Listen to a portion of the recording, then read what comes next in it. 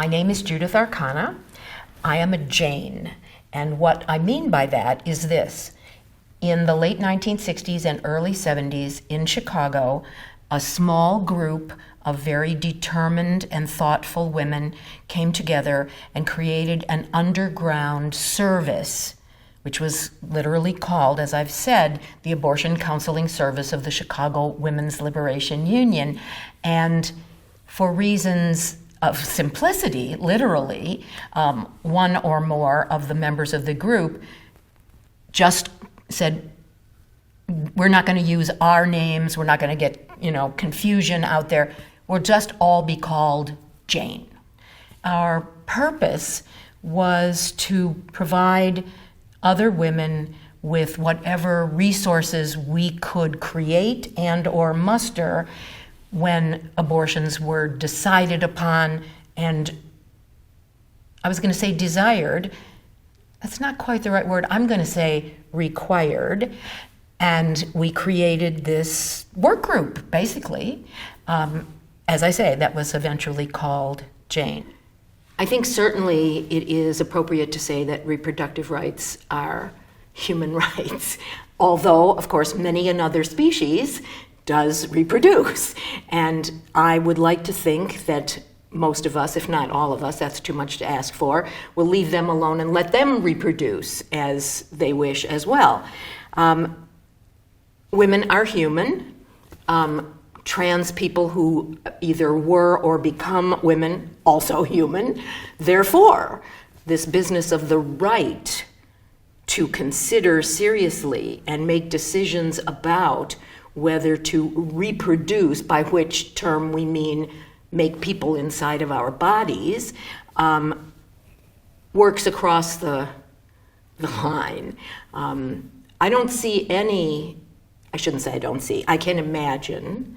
I'm a writer, I have a good imagination, but it's absurd to assume that when we talk about rights, reproductive and other, we're not talking about human rights. Of course we are. And what do we mean by rights? Something about being able to behave in ways that are appropriate, righteous even, and useful for the self and the community, if not the entire species. I think that if we consider the overturning, the Supreme Court decision overturning the Roe v. Wade decision from January of 73, this decision cannot be viewed, I think should not be viewed, ought not to be viewed singly, because what it suggests, implies, makes obvious to us is that they can do that with anything. And they means whoever's on the court at any given moment. And right now, which is to say the beginning of the third decade of the 21st century in the United States, whatever they want is not what I want. That's manifest. Actually knew it before they overturned Roe, but okay, now there it is, very clear. So they can get rid of affirmative action. They can do all kinds of things that are either the opposite of, that's perhaps a little too simple-minded, but certainly very different from the kind of decisions I would like people on what is often called the highest court in the land to be doing, to be making, to be choosing.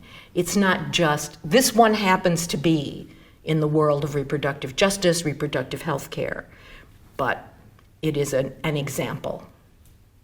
Lots of people thought or felt or both that women should not be able to control our reproduction, that this is part of the basic misogyny of the culture at large. And I'm just talking about the United States. I'm not saying there's not misogyny elsewhere or anything like that. I'm just saying I know this country. I've been paying attention in this country. And the lack of respect for female people, the lack of knowledge about female bodies, about menstruation, reproduction, childbirth. or even child raising is scary.